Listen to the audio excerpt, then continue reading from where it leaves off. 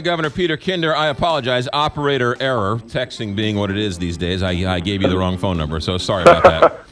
All right, so President Obama and the Obama administration gives out this edict to school districts all across the country. What are your thoughts? Well, McGraw, I don't know I don't know whether you've discussed the North Carolina bathroom issue where this first arose. Right.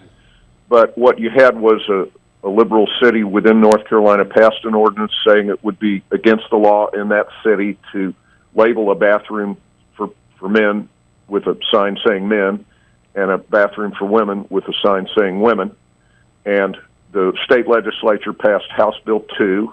The governor signed it into law, overriding that city ordinance and saying we will have for government restrooms in North Carolina the one policy. They did not reach private businesses. They just said for government buildings, you will have one uniform policy, men's rooms and women's room, marked as they always have been. The Obama Justice Department came in like a ton of bricks on North Carolina and said, you're violating the Civil Rights Act of 1964 that outlaws discrimination based on sex. That issue, McGraw, as of Monday of this week, 4 days ago, was joined in the federal courts. North Carolina sued the feds, and the feds sued North Carolina. I have been saying in interviews this week that this was coming to a state near you, a city near you, a town and a village and a public school near you.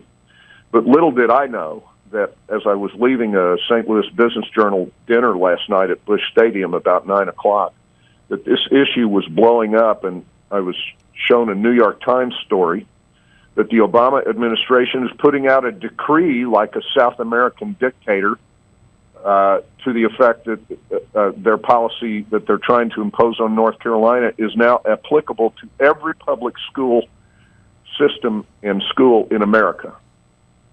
So 55 million school children in public schools everywhere are now subject to this edict from the Obama Justice Department. And McGraw, if anyone doubts how radical a transformation this is, let me acquaint you with this fact.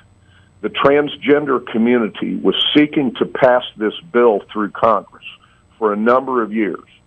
It never got out of a committee. It was not passed even when the Democrats had big majorities in both houses and the White House between 2009 and 2011.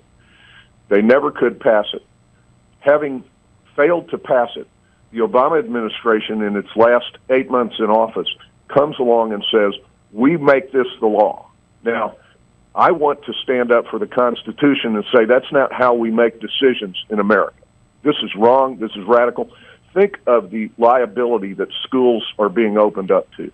Think of the parents who are going to be discomfited, and rightly so, that an adolescent boy with male parts who declares himself a female can go in the girls' locker room and shower with them.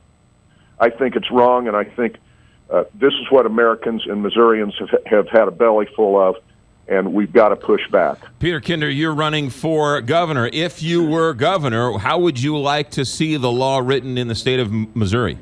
Well, I would look. It's first port in the storm. Rather than design a law that I'd like to see, I would join the battle against this dramatic and radical federal overreach. This is a violation of our constitutional traditions, McGraw. I would favor something like the North Carolina law that reaches government office buildings only and highway rest stops that are an extension of state government. And I would leave to private individuals and private businesses to decide themselves how they want to label their own bathrooms. That's what the North Carolina law does. That's all it does. And it's common sense, McGraw. This is a radical assault by the Obama administration on what we have always understood and operated as daily life in America. So what happens to the 18-year-old, the 17-year-old high school student who has declared them the opposite of their body parts? Well, they are accommodated to the greatest extent possible, but their declaration of transgender status is not to override the privacy rights of every other student in the school, McGraw. That's what we're up against here. We're up against an Obama administration radical decree and statement that the individual rights of that transgender person override the rights to privacy and modesty of every other child in the school. Now, parents should be thinking about this. What is this going to do to the public schools in opening up liability? There is a major retail chain in America whose name I will not say on your air, who adopted this policy and said we're going to go full observance of transgender rights to the exclusion of other rights. And the report this week is that chain has lost $2 billion of value in their stock as Americans vote in the only way they can. But that's a private business, and you would say they have a right to do that. That's a private business. I do. Right. But one way or another, McGraw, the American people and the people of Missouri will be heard from. Look, I guess this is what the president meant in his 2008 campaign when he talked about fundamentally transforming America. I love America, and I want fundamental transformation of it. I mean, would you say that to your wife? I love you very much, and I'm so happy we're married now. I want to fundamentally transform you. Peter Kinder, Lieutenant Governor, wants to be governor. I've heard transgender teenagers say this: I go to the boys' room and I get beat up. I go to the girls' room and I get beat up. Where can I go to the bathroom so I'm not in fear for my safety?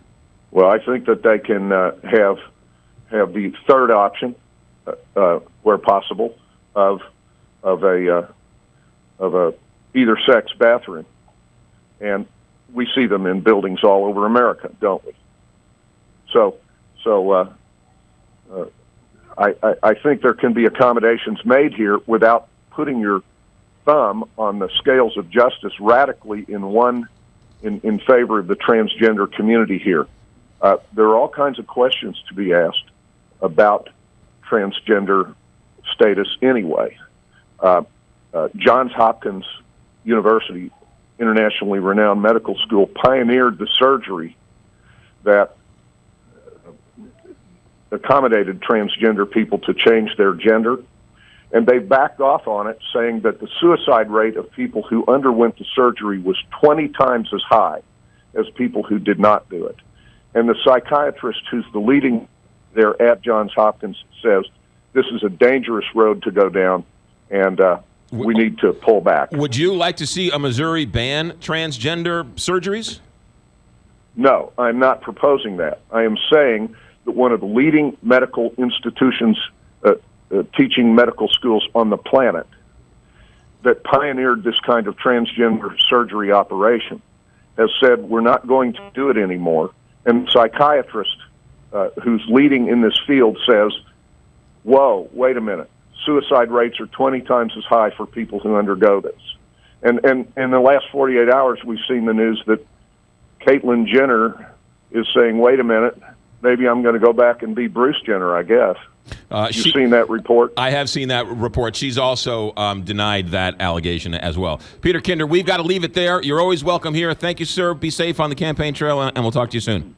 Thank you, McGraw. Peter Kinder, Lieutenant Governor, wants to be your governor, running in the Republican primary for governor. The Republican primary, I believe, is in August. I am